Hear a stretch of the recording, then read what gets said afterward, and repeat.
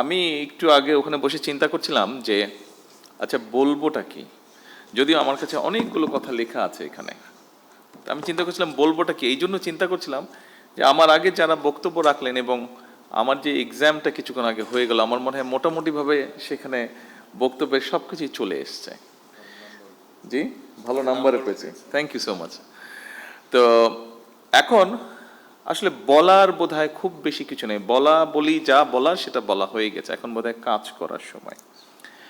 আমি আপনারা যারা এখানে নতুন এন্টারপ্রেনার আছেন, উড বি এন্টারপ্রেনার আছেন, যারা এগিয়ে আসতে চাচ্ছেন, যারা কিছু করতে চাচ্ছেন, আপনাদেরকে একটা কথা আমি শুধু বলি, আপনারা যেটা করতে চাইছেন, it's not so easy, it's very difficult, it's very difficult, কিন্তু আপনি পারবেন যদি আপনার ইচ্ছা থাকে।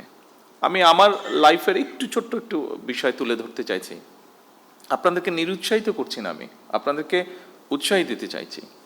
দেখুন, আমার লাইফে আমি ব্যবসা বাণিজ্য করেছি, যতটুকু ডিসেন্টভাবে বেঁচে থাকার জন্য প্রয়োজন আমি ব্যবসা বাণিজ্য করেছি। কারণ আমার লাইফে ব্যবসা বাণিজ্য শুরু করতে না করতেই আমি রাজনীতির সাথে জড়িয়ে যাই।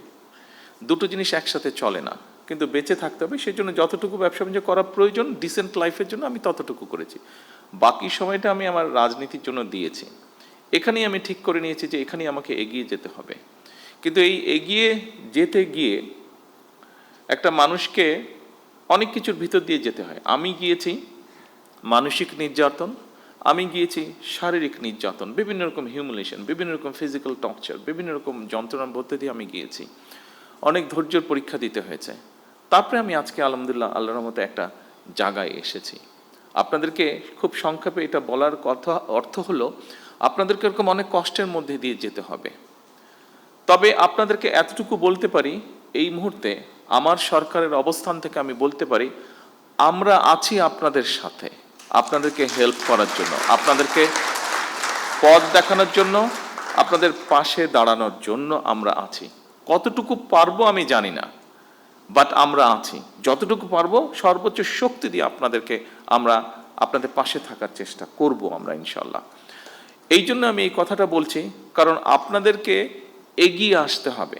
আপনারা আজকে যারা এন্টারপ্রেনার হবেন, যারা হতে চাইছেন, যারা হয়ে গিয়েছেন, কাজ শুরু করেছেন, এখানে বেশ কয়েকজনকে আমরা দেখেছি যারা বেশ কিছু দূর এগিয়ে গিয়েছেন, এবং এগিয়ে গিয়ে যারা মানুষ, সমাজ, সামগ্রিকভাবে দেশের উপকার করছেন।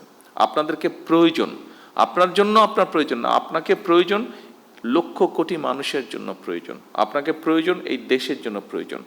কারণ আমি একটি কথা বলেছি, ওই দিন আমি গিয়েছিলাম চিনমৈত্রীতে, একটি অনুষ্ঠান হচ্ছিল, সেটি ছিল ইনোভেশন ইভেন্ট।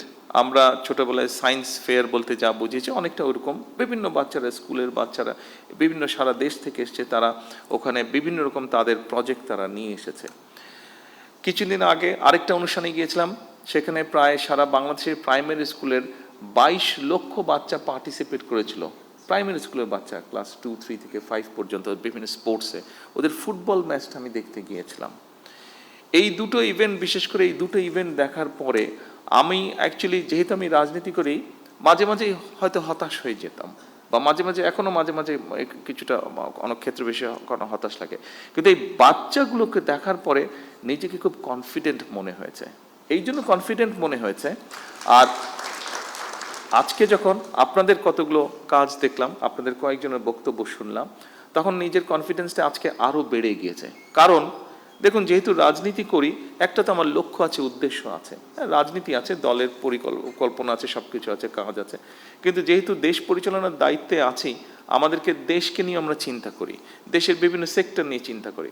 আজকে যখন আপনাদেরকে দেখলাম, এবং ওই দিন ওই দুটো ইভেন্টে ওই বাচ্চাগুলোকে দেখেছি, আজকে আমার কাছে মনে হচ্ছে এই যে আমরা রাত দিন পরিশ্রম করছি, চেষ্টা করছি একটু চেঞ্জ করার জন্য, আমার মনে হলো যে হ্যাঁ, আমরা কিছু সংখ্যক মানুষের হাতে দিয়ে যেতে পারবো, যারা আমরা যেখানে ছেড়ে যাব সেখান থেকে তারা দেশটাকে এগিয়ে নিয়ে যেতে পারবে।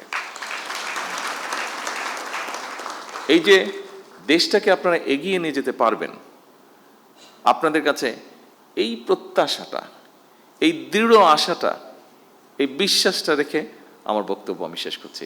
আপনাদের সাফল্য কামনা করে, আপনারা যারা যারা এগিয়ে আসছেন প্রত্যেকের সাফল্য কামনা করে, আবারও আমি বলছি, আমরা আছি আপনাদের সাথে, কতটুকু পারবো জানি না, আমাদের সর্বোচ্চ দিয়ে আমরা চেষ্টা করব আপনাদের পাশে থাকার জন্য। সকলকে আন্তরিক ধন্যবাদ।